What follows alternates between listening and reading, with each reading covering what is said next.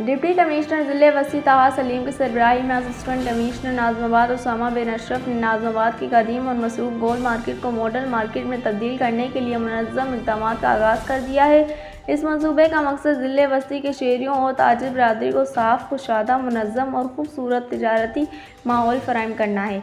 Assistant commissioner Usama बिन अशरफ के मुताबिक model market मंसूबे के तहत तजावुज़ात के खात्मे पर खुसूसी तवज्जो दी जा रही है और तमाम दुकानों को इनकी असल और कानूनी हदूद में लाया जा रहा है ताकि आवाम को आमदोरफ़्त में सहूलत हासिल हो। इस इक़दाम से ट्रैफिक रवानी बेहतर होगी और मार्केट का मजमूई हुस्न नुमाया होगा।